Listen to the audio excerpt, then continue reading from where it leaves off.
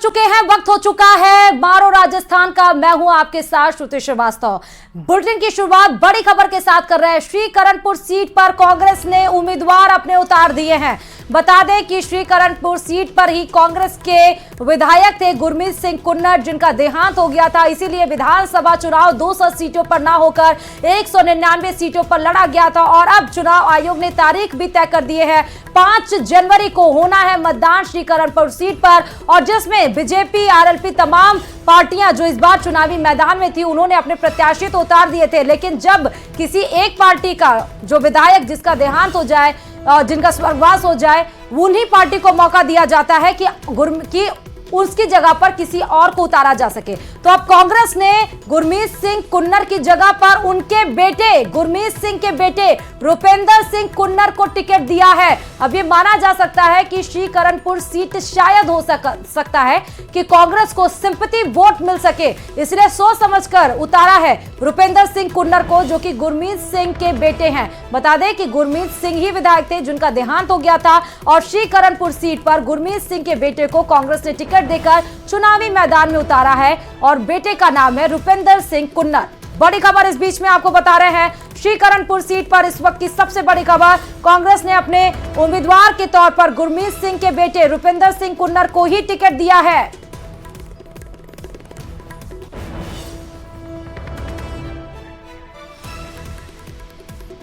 और इस खबर पर श्रीगंगानगर से हमारे संवाददाता लखबीर जुड़े हुए हैं। लखबीर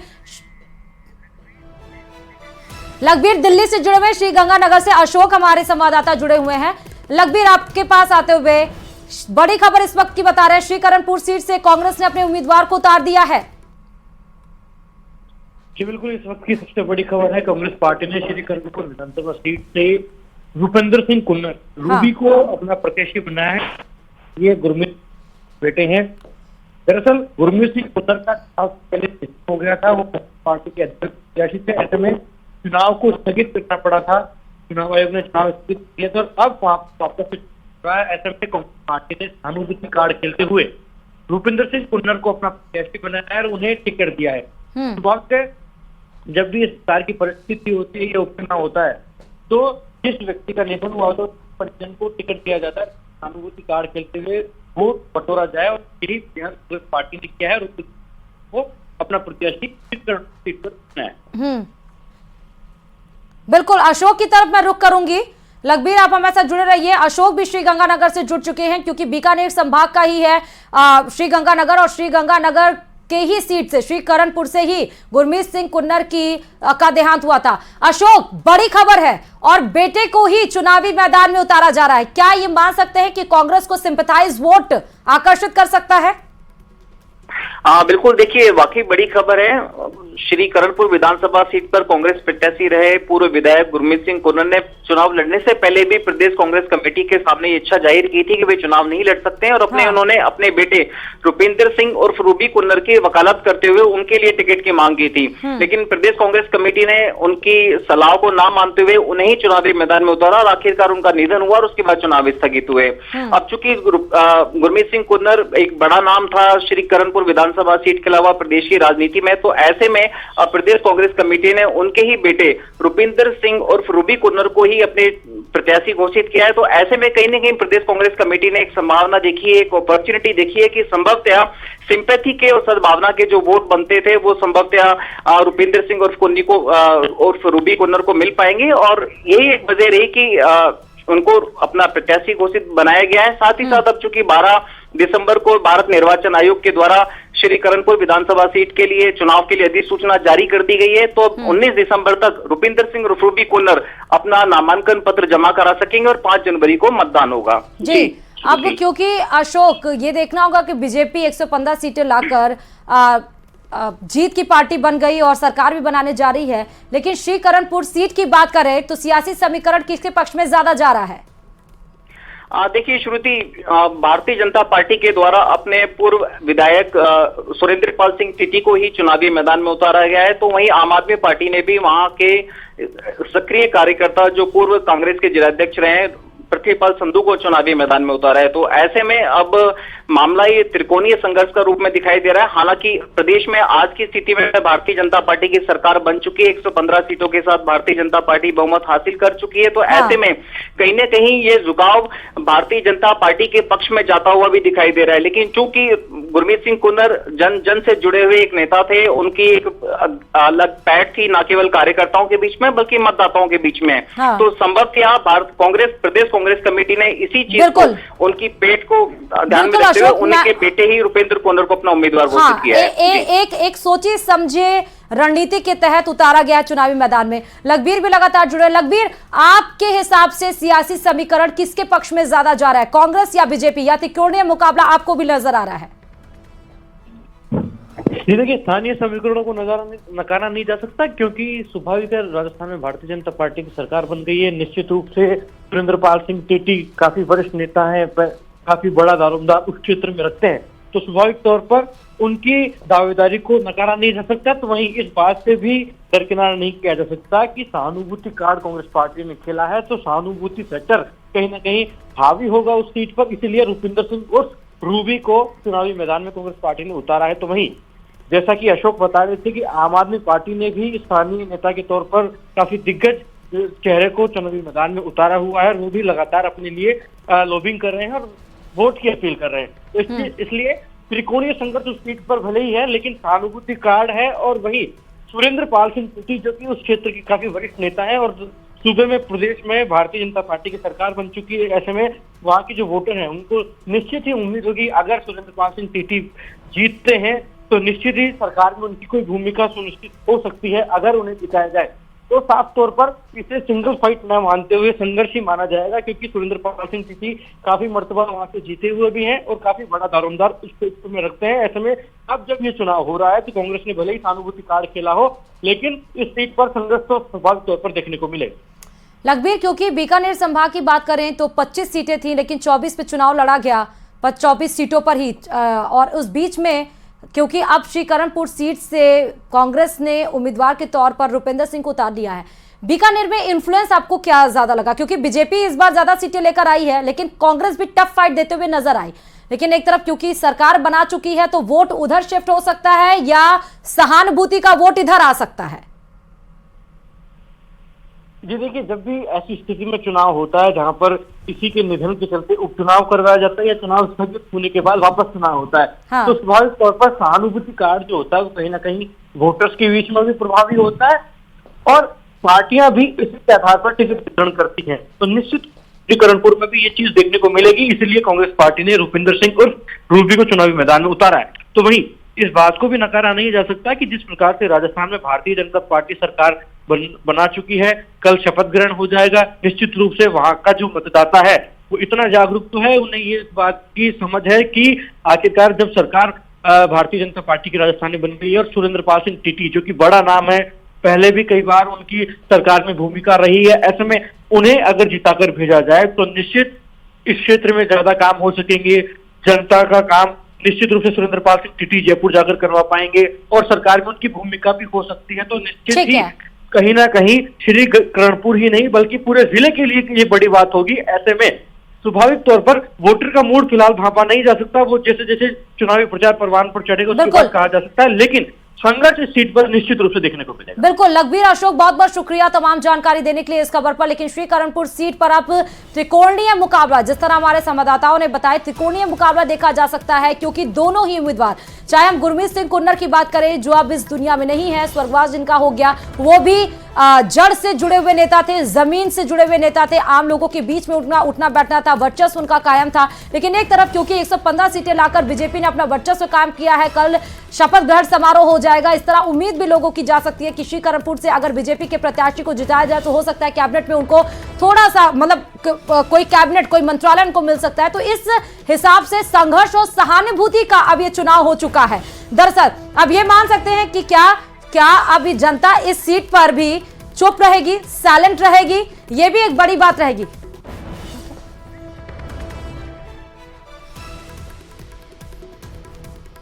तो श्रीकरणपुर सीट पर कांग्रेस ने अपने उम्मीदवार उतार दिए। बता दें कि 5 तारीख को चुनाव होंगे, 8 तारीख को परिणाम आएंगे।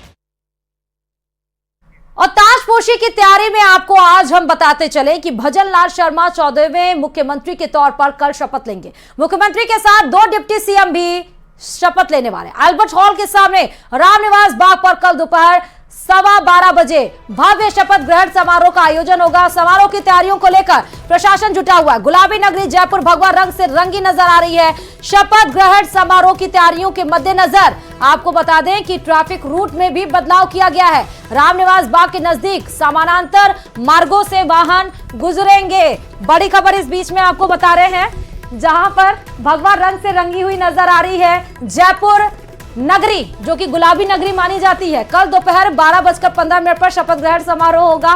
ताजपोशी की तैयारी को लेकर शासन प्रशासन सब मुस्तैद है। यह भी बोला जा रहा था कि और दिया कुमारी प्रेमचंद बैरवा जो कि डिप्टी सीएम के पद पर उतारे गए हैं। प्रेमचंद बैरवा बता दें दूदू से इस बार विधायक है। विद्याधर नगर से आपकी दिया कुमारी इस बार विधायकी का चुनाव लड़ी थी। जयपुर से ही तीनों लोग आते हैं, जयपुर में अहम माना जा रहा है। और कल दोनों डिप्टी सीएम और सीएम को शपथ दिलाएंगे। राज्यपाल कलराज मिश्र पद और गोपनीयता की शपथ कल होगी 12:15 बजे अल्बर्ट हॉल में।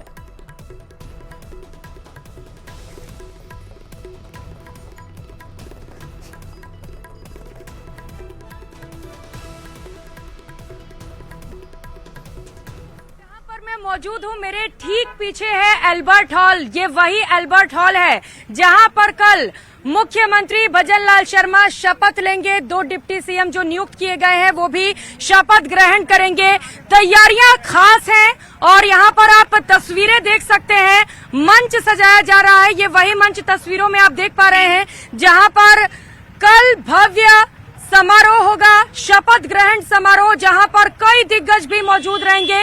प्रधानमंत्री नरेंद्र मोदी से लेकर गृह मंत्री अमित शाह भी यहां पर पहुंचेंगे। रक्षा मंत्री भी मौजूद होंगे। जेपी नड्डा भी पहुंचेंगे। साथ ही साथ बड़ी संख्या में कार्यकर्ता भी यहां पर पहुंचेंगे। न सिर्फ सेमीफाइनल में बीजेपी ने जीत दर्ज की है, बल्कि नजर मिशन 2024 पर भी है। लोकसभा में भी जीत मिल सके, इसे लेकर कार्यकर्ताओं को भी उत्साहित किया जा रहा है। और यही वजह है कि कार्यकर्ता भी यहां पर कल बड़ी संख्या में पहुंचने वाले हैं। तो तैयारियां खास हैं। सुरक्षा को लेकर भी खास इंतजाम किए गए। आपको बता दें, इससे पहले ये कार्यक्रम एसएमएस स्टेडियम में होना था, लेकिन हाईकोर्ट के आदेश की वजह से फिलहाल ये कार्यक्रम एसएमएस स्टेडियम में ना होकर अल्बर्ट हॉल में हो रहा है, जहां से ये तस्वीरें आप देख पा रहे हैं। और कुछ ही समय में बताया जा रहा है यहाँ पर मुख्यमंत्री भी पहुंचने वाले हैं। तैयारियों का जायजा लेंगे।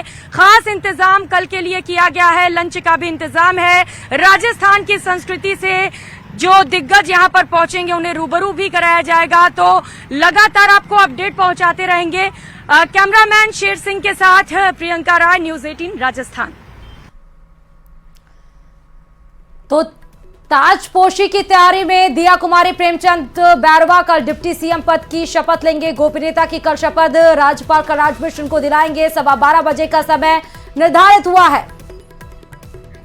और सीएम और डिप्टी सीएम के शपथ ग्रहण समारोह को लेकर आपको अपडेट बताते चले कि कल प्रधानमंत्री नरेंद्र मोदी, गृह मंत्री अमित शाह, रक्षा मंत्री राजनाथ सिंह कल इस शपथ ग्रहण समारोह में शामिल होंगे। ये भी आपको बता दें कि नितिन गडकरी, स्मृति ईरानी, पीयूष गोयल, धर्मेंद्र प्रधान, प्रहलाद जोशी, अश्विनी वैष्णव, गजेंद्र सिंह शेखावत, भूपेंद्र यादव, हरदीप सिंह पुरी, अनुराग ठाकुर, अर्जुन राम मेघवाल, नित्यानंद राय, एसपी सिंह बघेल के साथ मनसुख मंडाविया, ये सभी दिग्गज मंत्री जो शामिल होंगे। उनके साथ साथ योगी आदित्यनाथ, भूपेंद्र भाई पटेल, योगी आदित्यनाथ उत्तर प्रदेश के मुख्यमंत्री, भूपेंद्र भाई पटेल गुजरात के मुख्यमंत्री, मनोहर लाल खट्टर हरियाणा के मुख्यमंत्री, मोहन यादव जो कि बनाए गए हैं मध्य प्रदेश के मुख्यमंत्री, विष्णुदेव साय छत्तीसगढ़ के मुख्यमंत्री, एकनाथ शिंदे महाराष्ट्र के मुख्यमंत्री, पेमा खांडू, हेमंत विश्व शर्मा असम के मुख्यमंत्री, प्रमोद सावंत सहित माणिक साहा, एन वीरेंद्र सिंह, केशव प्रसाद मौर्य जो कि उत्तर प्रदेश के डिप्टी सीएम है, ब्रजेश पाठक डिप्टी सीएम उत्तर प्रदेश, चौना मीन, देवेंद्र फडणवीस, यान थुंगो भी इसमें शामिल होंगे। यानी कि जो भी बीजेपी प्रदेश शासित है, जहां पर भी बीजेपी की सरकार है, उत्तर प्रदेश से लेकर महाराष्ट्र, असम से लेकर उत्तराखंड, गुजरात से लेकर जहां जहां बीजेपी की सरकार है, 17 मुख्यमंत्री, उप मुख्यमंत्री, केंद्रीय मंत्री, उन तमाम लोगों के न्यूज 18 राजस्थान ने नाम रिवील किए हैं। कल जो शामिल होंगे राजस्थान के इस ताजपोशी भव्य समारोह को, जो जिसका आयोजन किया जा रहा है जयपुर के एल्बर्ट हॉल में, जिसकी तैयारियां खुद लेने के लिए मनोनीत मुख्यमंत्री पहुंचे हैं। और इस खबर पर हमारे सहयोगी प्रियंका और संवाददाता सौरभ जुड़े हुए हैं। सीधे उनकी तरफ रुख करते हुए प्रियंका, मैं आपके पास आ रही हूं। भव्य तैयारियां की गई हैं, लेकिन अब समय में बदलाव किया। 12:15 बजे और न्यूज 18 राजस्थान ने उन तमाम वीवीआईपी के नाम भी बताए जो केंद्रीय मंत्री से लेकर मुख्यमंत्री तक कल इसमें शिरकत करेंगे। प्रियंका, अभी आप वहां पर मौजूद है और क्या जानकारी अपडेट आप दे पाएंगी प्रियंका? बिल्कुल श्रुति, कल ताजपोशी होनी है और उससे पहले तैयारियां तेज कर दी गई हैं। यहाँ पर हलचल तेज है और आपको एक बार फिर से बता दे, सुरक्षा को लेकर बेहद खास इंतजाम किए जा रहे हैं। तकरीबन 1.5 किलोमीटर, जिससे पहले यहाँ पर बैरिकेड्स लगा दिए गए हैं। एल्बर्ट हॉल की तस्वीरें आप देख पा रही हैं, रामनिवास बाग का ये एरिया जहां पर कल बड़ी संख्या में लोग पहुंचेंगे। प्रधानमंत्री नरेंद्र मोदी से लेकर यहां पर गृह मंत्री के पहुंचने का भी कार्यक्रम है। साथ ही साथ जैसा कि आपने जिक्र किया कि कई अलग अलग राज्यों के मुख्यमंत्री भी कल यहां पर पहुंच रहे हैं, तो वीवीआईपी एंट्री है जिसे लेकर एसपीजी की ओर से खास तैयारियां की गई है। कुछ ही समय पहले यहाँ पर कमिश्नर बिजू जॉर्ज जोसेफ खुद पहुंचे थे और उन्होंने तैयारियों, ये देखिए ये तस्वीर आप देख पा रही हैं, बिजू जॉर्ज जोसेफ लगातार यहाँ पर मौजूद हैं, तैनात हैं। सुरक्षा को लेकर यहाँ पर कहीं से कोई चूक ना हो जाए, इसे लेकर खुद वो नजर। मैं प्रियंका आपके पास आती हूँ, लेकिन सौरभ की तरफ रुख करते हुए, सौरभ क्या और जानकारी, क्योंकि ताजपोशी की अब भव्य तैयारियां लगभग अंतिम चरण में पहुंच रही होंगी सौरभ? जी बिल्कुल, तमाम तैयारियां जो है वो अंतिम चरण में पहुंच चुकी है और शाम तक जो है वो पूरी तैयारियां करके हैंडओवर जो है वो सुरक्षा एजेंसियों को समारोह स्थल जो है वो कर दिया जाना है। लेकिन जिस प्रकार से बड़े बड़े दिग्गज जो है वो इस समारोह में शामिल होने के लिए आ रहे हैं, इसलिए तमाम तरह की व्यवस्थाएं जो है वो की जा रही हैं। यहाँ पर बीजेपी प्रदेश अध्यक्ष सीपी जोशी जो है वो प्रदेश बीजेपी कार्यालय पहुंच चुके हैं। सतीश पूनिया यहाँ पर पहुंच चुके हैं, राजेंद्र राठौड़ यहाँ पर मौजूद हैं, संगठन महामंत्री चंद्रशेखर यहाँ पर मौजूद हैं। बताया जा रहा है कि कुछ देर बाद संभवतः मनोनीत सीएम भजनलाल और दोनों ही डिप्टी सीएम यहाँ पर पहुंचेंगे और आखिरी चर्चा जो है वो तैयारियों को लेकर संभवतः यहाँ पर कर सकते हैं। लेकिन क्योंकि ये बहुत जबरदस्त उत्साह तमाम कार्यकर्ताओं में देखने को मिल रहा है, बीजेपी के नेताओं में देखने को मिल रहा है और प्रदेश भर से अभी से ही कार्यकर्ता जो है वो जयपुर जुटने लगे हैं। बीजेपी प्रदेश कार्यालय में किस प्रकार का माहौल है, एक बार तस्वीरों के जरिए यहाँ का माहौल दिखाने की कोशिश हम करेंगे कि यहाँ पर जो है वो अलग अलग इलाकों से जो है वो तमाम कार्यकर्ता यहाँ पर पहुंच रहे हैं और एक तरह से जो शुभकामनाओं का दौर चल रहा है, आभार का जो दौर चल रहा है, वो यहाँ पर दिया जा रहा है। लेकिन क्योंकि जिस प्रकार से का समारोह बीजेपी करना चाहती है, इसलिए आज से जो भी जितने भी बीजेपी रूल्ड स्टेट हैं उनके मुख्यमंत्रियों को, उप मुख्यमंत्रियों को, प्रदेशाध्यक्षों को, बड़े नेताओं को जो है वो इनविटेशन दिए गए हैं। हालांकि अभी चूंकि तमाम नेताओं का कंफर्मेशन जो है वो नहीं आया, बताया जा रहा है कि मिनट टू मिनट कार्यक्रम। बिल्कुल बिल्कुल सौरभ, बोलिए, आपकी आवाज हम तक पहुंच रही है।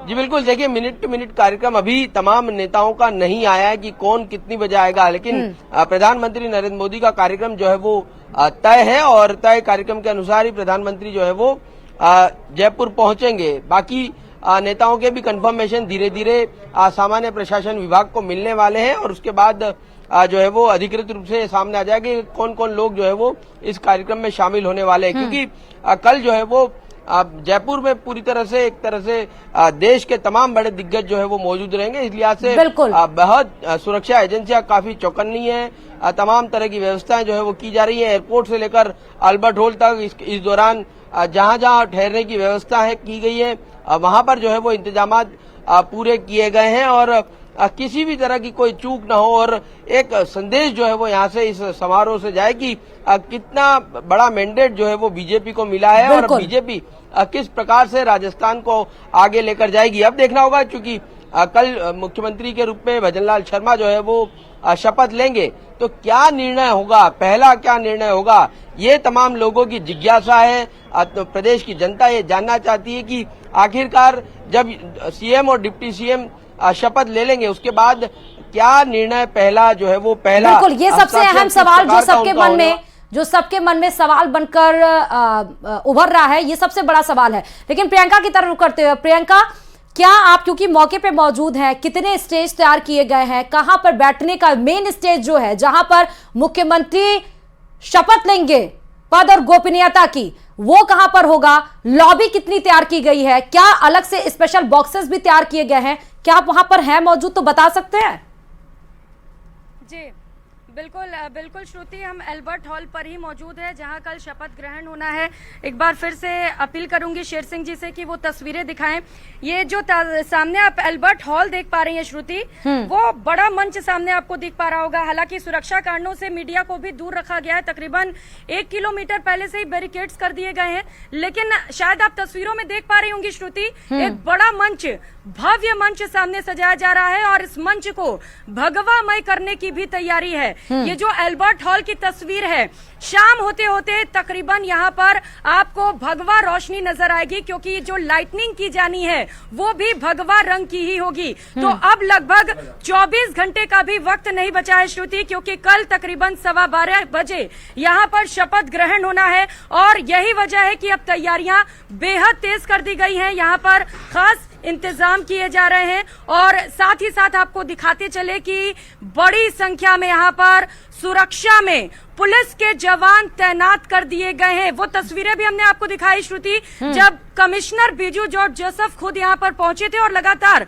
वो यहीं पर मौजूद हैं। कुछ समय पहले यहाँ पर मेयर सौम्या गुर्जर भी पहुंची हुई थी। तो लगातार यहाँ पर जो अधिकारी हैं वो पहुंच रहे हैं, तैयारियों की का जायजा भी ले रहे हैं, क्योंकि सुरक्षा में चूक नहीं होनी चाहिए श्रुति। लगातार हम बता रहे हैं कि न सिर्फ प्रधानमंत्री नरेंद्र मोदी बल्कि यहाँ पर कई और दिग्गज कल मौजूद रहने वाले, और यही वजह है कि खास इंतजाम लगातार यहाँ पर किए जा रहे हैं। और शाम होने के बाद भी हम यहाँ से बेहद खूबसूरत तस्वीर श्रुति आपको दिखाएंगे, जब लगभग तैयारियां पूरी हो चुकी होंगी और पूरा जो एल्बर्ट हॉल है वो भगवामय नजर आएगा श्रुति। बिल्कुल प्रियंका, अहम जानकारी आप दर्शकों तक पहुंचा रही हैं, क्योंकि आप मौके पर मौजूद हैं। एक एक पल की अपडेट जो आप बता रही हैं वो दर्शकों तक, भरसक राजस्थान की जनता तक और पूरे देश की जनता तक पहुंच रही होगी। कैसे न्यूज 18 के रिपोर्टर सहयोगी एक एक पल की अपडेट और अहम जानकारी दे रहे हैं, जहां पर कल भव्य समारोह का आयोजन किया जाएगा। आप दोनों का ही, सौरभ और प्रियंका, बहुत बहुत शुक्रिया तमाम जानकारी देने के लिए।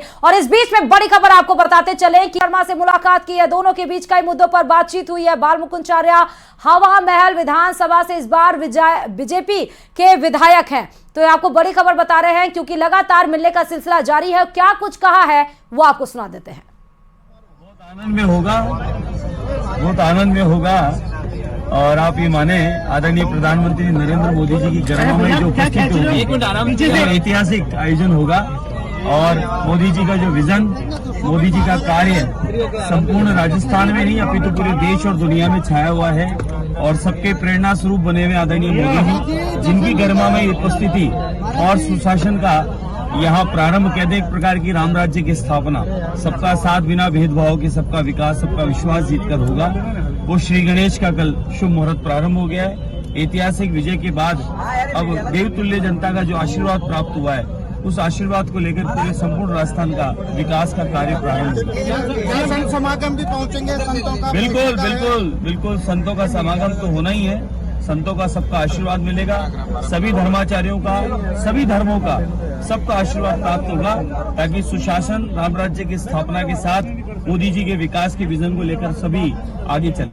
और इस बीच में जयपुर से बड़ी खबर की तरफ रुख करते हुए बताते चले कि भजन लाल शर्मा से मुलाकात का दौर जारी है। बीजेपी की तरफ से मुख्यमंत्री, मनोनीत मुख्यमंत्री भजन लाल शर्मा इस बार उतारे गए हैं और भजन लाल शर्मा से श्री चंद्र कृपलानी मिलने पहुंचे हैं। बालमुकुंद को अभी हमने आपको सुनाया, लेकिन श्री चंद्र कृपलानी भी मिलने के लिए पहुंचे। लगातार मुलाकात का दौर जारी है, कभी कार्यकर्ता तो कभी विधायक, कभी उनके अपने करीबी। राजस्थान माध्यमिक शिक्षा बोर्ड की जाए तो राजस्थान माध्यमिक शिक्षा बोर्ड ने 10वीं और 12वीं बोर्ड परीक्षाओं के लिए अपनी तैयारियां तेज कर दी हैं। विद्यार्थियों की संख्या अधिक होने के कारण परीक्षा केंद्रों की संख्या में बढ़ोतरी की जाएगी। ऐसे में नए बने जिलों में भी परीक्षा केंद्र बनाने की तैयारी है। बैठकों में जिला शिक्षा अधिकारियों को परीक्षा केंद्रों के प्रस्ताव के साथ आने के निर्देश दिए गए हैं। माध्यमिक शिक्षा बोर्ड के प्रशासक CR मीणा का कहना है कि परीक्षा केंद्र निर्धारण समिति की बैठकें 22 दिसंबर तक अलग अलग जिलों में होंगी। तो वहीं कई जिलों में बैठकों की शुरुआत की भी जा चुकी है। पिछले साल 33 जिलों में 6098 केंद्र पर परीक्षा कराई गई थी, लेकिन इस बार 10वीं और 12वीं की परीक्षार्थियों की संख्या 20 लाख से अधिक हो सकती है।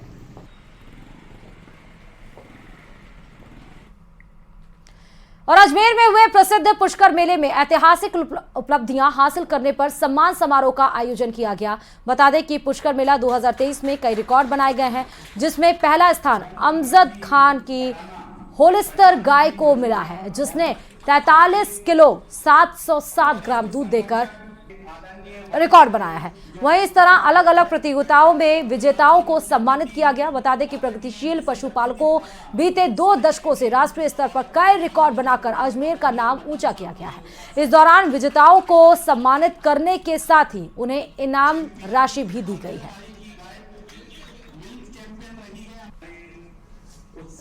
पशुपालन में वृद्धि, पशुओं की संख्या में वृद्धि भैंस वंश में पिछले वर्ष गौवंश में थोड़ा झटका लग गया था।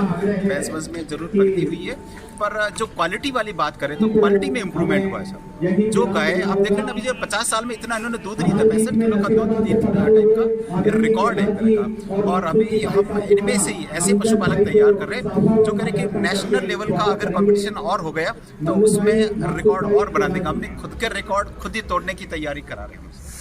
तो एक विभाग के लिए हम जैसे विभाग के रहते हुए और राज्य का नाम रोशन करेंगे हमारे अजमेर के ही पशुपालक। और दिसंबर शुरू होते ही पारा तेजी से गिरना शुरू हो जाता है। माउंट आबू का तापमान जमाव बिंदु से 1 डिग्री नीचे पहुंच गया, लेकिन इसके बाद भी सैलानियों का आना कम नहीं हुआ। सैलानी ठंड में गर्म गर्म व्यंजनों का मजा ले रहे हैं। दिसंबर के महीने में माउंट आबू की खूबसूरती और बढ़ जाती है। वहीं अरावली की उच्चतम छोटी गुरु शिखर पर तापमान जमा बिंदु से 4 डिग्री नीचे चला गया। जैसे ही धूप निकलती है, सैलानी नक्की झील सहित अन्य पर्यटन स्थलों पर घूमने निकल पड़ते हैं। तो बता दें कि माउंट आबू का ये हाल है, जहां पर चाहे जितनी ठंड पड़ जाए, लेकिन पर्यटक हैं कि उस ठंड का भी मजा लेते हैं। अब दिसंबर है, ठंड है, तो गर्म गर्म व्यंजनों का भी मजा लेते ही हैं। माउंट आबू में लगातार पर्यटकों का जो संख्या है वो लगातार बढ़ती चली जा रही है। और यहाँ तो हमको मतलब बिल्कुल सहन नहीं सोचा ही नहीं था कि इतने ज्यादा टेम्परेचर। मेरा बेटा तो फर्स्ट टाइम लाइफ में बर्फ देख रहे हैं। आइडिया नहीं था, वरना हम प्लान ही नहीं करते आने का। आप एंजॉय कर रहे हैं? Yes, thank you. First time देख रहे हैं।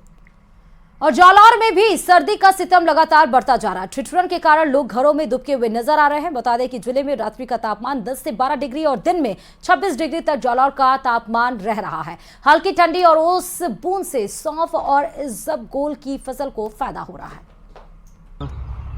ग्रेनाइट नगरी जालोर में सर्दी का सितम देखने को मिल रहा है। यहाँ पर रात्रि का जो तापमान है वो 10 से 11 डिग्री सेल्सियस तक देखने में आ रहा है और दिन में तापमान 25 से 26 डिग्री तक जा रहा है। हम अभी यहाँ पे खेतों में हैं और मैं बताना चाहूंगा, सुबह सुबह यहाँ जो खेतों में हम देख पा रहे हैं, जालोर में सौंफ और इसबगोल की जो खेती है वो काफी यहाँ पे पॉपुलर है, यहाँ पे खेती के लिए प्राधान्य है। और मैं आपको बताना चाहूंगा, कैमरामैन से आग्रह करूंगा, ये जो है ये सौंफ है। सौंफ यहाँ की जो है वो पूरे विश्व स्तर तक प्रसिद्ध है और इसबगोल जो है ये यहाँ पे बहुत आयात में यहाँ पे पैदा होता है। और ये जो हल्की ठंडी अभी पड़ रही है, उसकी बूंदे जो सुबह जमा हो रही है, वो किसानों के लिए बहुत ही अच्छी और अमृत तुल्य है। यदि माना जाए तो ये जो हल्की सर्दी जो 10 से 11 डिग्री सेल्सियस तक जो यहाँ पे रह रही है, ये किसानों के लिए बहुत ही अच्छी है। मैं बताना चाहूंगा, जैसे खेतों में भी आप देख पा रहे हैं कि नमी देखने में आ रही है।